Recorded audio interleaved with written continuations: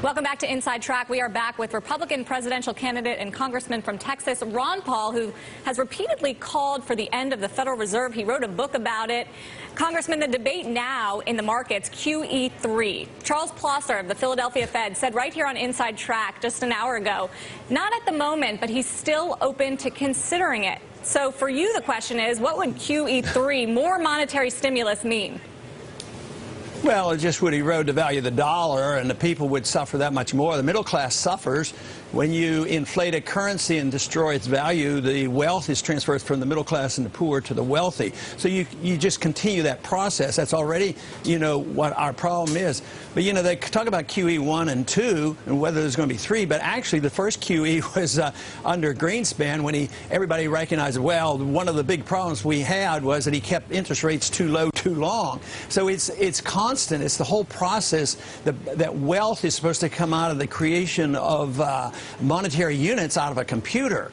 That's a fallacy, and it has failed in the past, and you can't solve the problem that it created by creating even more money. So, yes, they're going to hang it out there, and the markets will like it. Oh, if they announce today, they're going to have more quantitative easing. They'll say, oh, this is wonderful. But down the road, it's a disaster. Well, Congressman Paul, it's not just the markets that might like it. Let's look at some of the economic indicators. The economy is expected to grow in excess of 2% this year, better in 2013, close to 3% in 2014.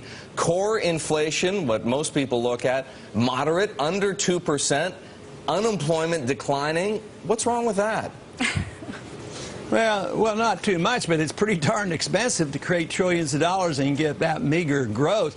But the whole thing is those numbers aren't exactly accurate. If you talk about inflation, the real inflation rate is closer to 9% if you use the old CPI and you talk to the average person or the person receiving Social Security. But even Bernanke, assumes, well, we can destroy the value of the currency at 2%. What right does somebody have to take your money and give you $98 back again? But that's policy. And 2% can be 4 or 8 or 10%, and they can't control it. They have no way they can control prices other than wage and price controls. And that is always a disaster. But Congressman Paul, there is no evidence of an inflation problem right now as a result of all of this policy.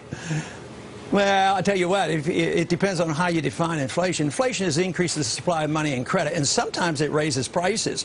And sometimes it might raise prices in one area and not others. So oil prices are going up, medical care costs are going up, education costs are going up, and food prices in many areas are going up. So to say that we don't have an inflation problem, but the inflation, the distortion of the interest rates, the manipulation of the business cycle is the real problem. It's the price fixing and the malinvestment and the increase in the debt and the problems we've had, the severe crisis that we had in 08 and 09. This came from inflation, and right now they're inflating like crazy. They're keeping interest rates at 1% or less. That's inflation, and that distorts the market. So you don't even know what the price of money should be. So you don't have savings. That doesn't determine interest rates. The Fed determines. So you have the consequence of inflation, which is very, very severe, and this is why we're not really getting out of this recession. So if you look at a couple of those statistics, that sounds good, but that's far from a real recovery. All right, I just want to ask you about gold here, because you've brought the gold standard back into the conversation in the debate. Last week, in fact, Ben Bernanke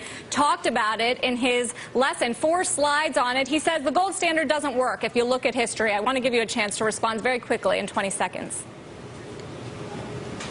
Okay, he said it didn't work, and it was flawed because they didn't always follow it. But they always had fractional reserve banking, and it caused booms and busts. But the gold standard always brought them back down. I mean, just think of we were still on a pretty good gold standard in 1921-22, 2021, and that recovery occurred in 1 year. But the distortion was not because of the gold standard; it was because they didn't follow the gold standard. Right. So gold restrains the government, and you don't have deficits like we have today if you had a gold standard. Okay, Ron Paul, we have to leave it there. Thanks very much. More Inside Track coming up in 2.